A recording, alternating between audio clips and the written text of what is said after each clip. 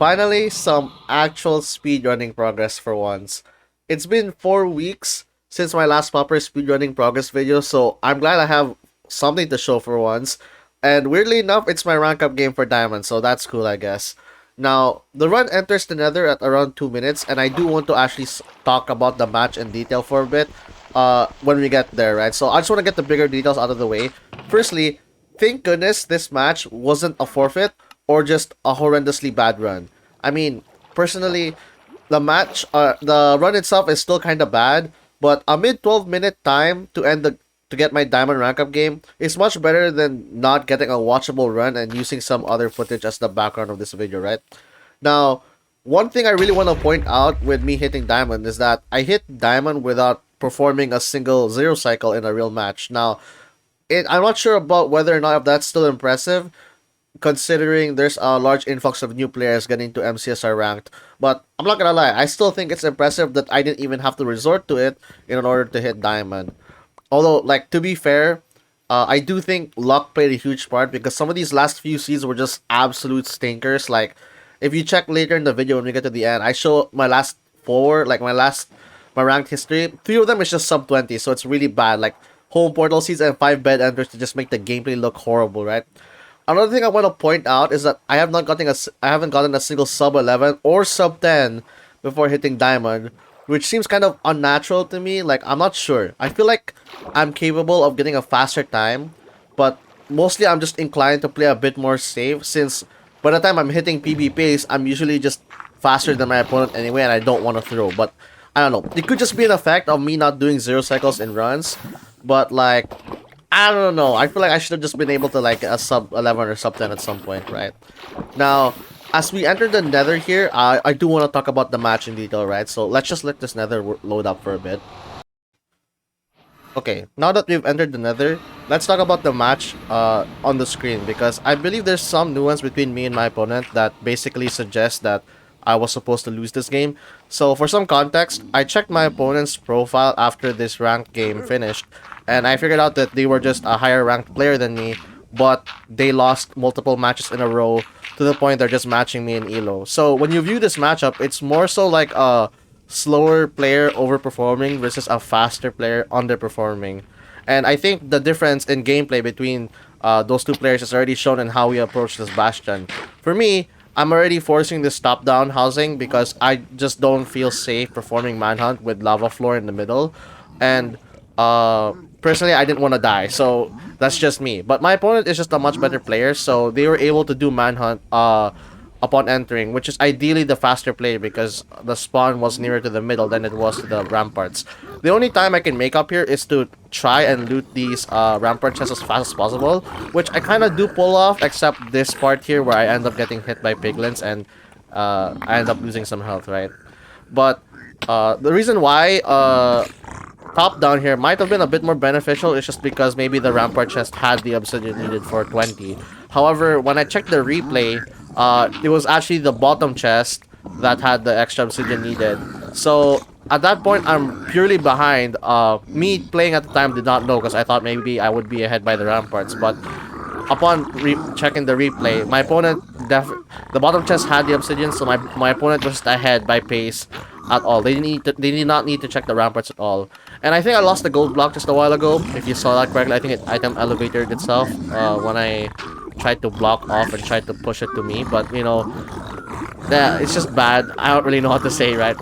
Now, I'm already semi-panicking here, and I think you can already see it in the gameplay because I usually do my pyrite, like I set up my pyrite during this part of the route where I'm mining the gold blocks in between. But I end up forgetting to do that, and it ends up taking time later down in this route whenever I have to wait for the remaining trades. And that time I could have been using, instead of just setting up the pyrite, which I should have done earlier, was to pre-craft my beds for the fortress. And since I have the pyrite here instead of pre-crafting, I end up forgetting to make the beds, which ends up making my fortress split really awkward. And overall, I think the fortress split is actually just the worst part of the run because I end up pulling off numerous mistakes, and I think I even found one to the point I had to re-record this section again just because I found something, like I found a new misplay, right? Now, as I'm getting these trades done, I basically already set up my Pyre, right? But I do end up making another misplay here, which is going to the front to check the chunk borders instead of the back. Because usually, if the back is open, you can Pyre much better there. But I end up unconsciously doing the front because usually, I think during the session, I kept getting like uh, buried housing. So yeah, and it ends up punishing me here because the rampart, I mean, the fortress was definitely behind the rampart. So I end up doing this weird like bridge around the rampart, just trying to pearl to the back, and it's really awkward. Now, as I approach the fortress, my opponent's already been there for a while, and I'm just gonna say it outright. My opponent plays this fortress like infinitely times better than me because not only did they pre-craft everything, right? They also pre-crafted a sword so they can deal with blaze cycles much faster. And that extra time given from using the sword basically allowed them to pre-craft everything. And then even blind before the next cycle spawns in. Now, as I get through this cycle here, I'm gonna basically be panicking to get the beds off during like before the next cycle. But there's one more really bad misplay here, and I'm not sure if you will notice this, but I'll just mention it. As I get my beds set up and I place them down and I blow them up, I need to pay close attention to the left bed as I explode it, because there's like one frame where you can see a third rod and I don't pick it up, so I end up exploding it like right here. Bang. I'm not sure if you saw that, but when I exploded the left bed, there's like a single frame where you can see the third rod and I didn't pick it up, and it's now gone. So there's -1 rod, and combine that with this really like awkward blaze bed that probably did not ensure for blaze cycle or something like that. It's just really, really, really bad. Now, since my opponent right now is already going to the stronghold, however, as they go to the chords, they end up dying going to the chords, because I think how they thought about it or how they went about it is that they just started aggressively pearling, which makes no sense considering they were just much faster than me at that point. But for some reason they did.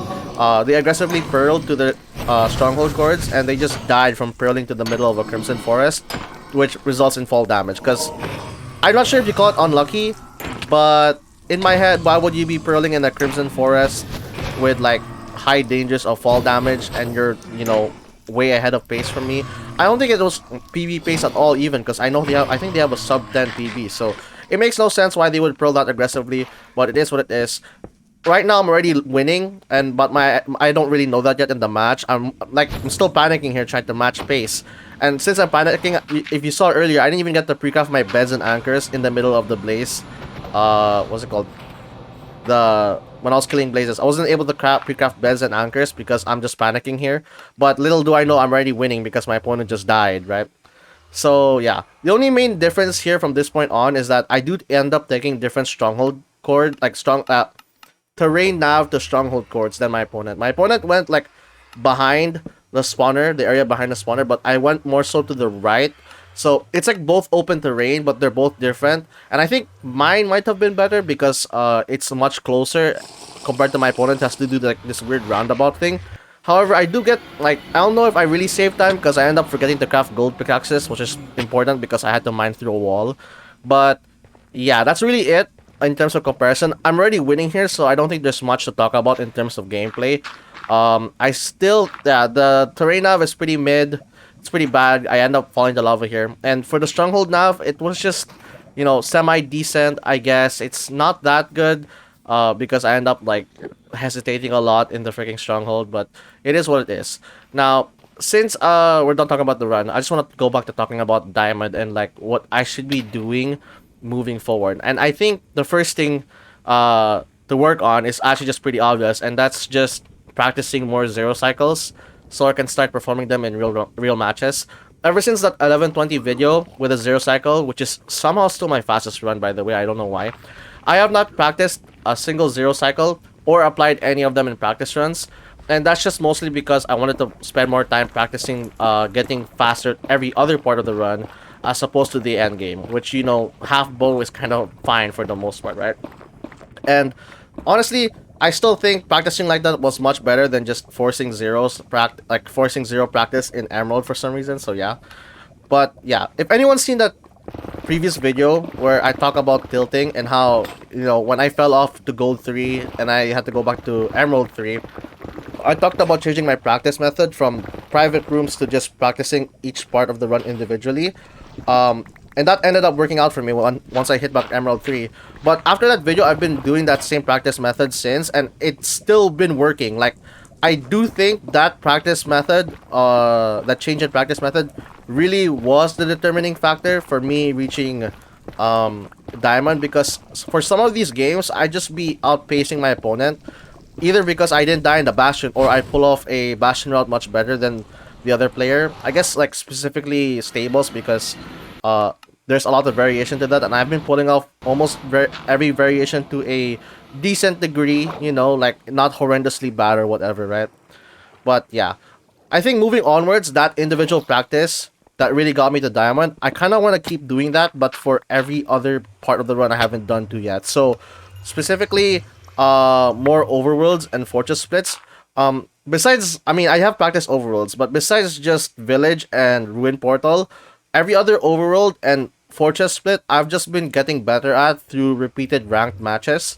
Um, and I'm just like applying random stuff whenever I want to. So I remember applying offhand swapping to overworlds when I can, just to randomly get faster or something like that.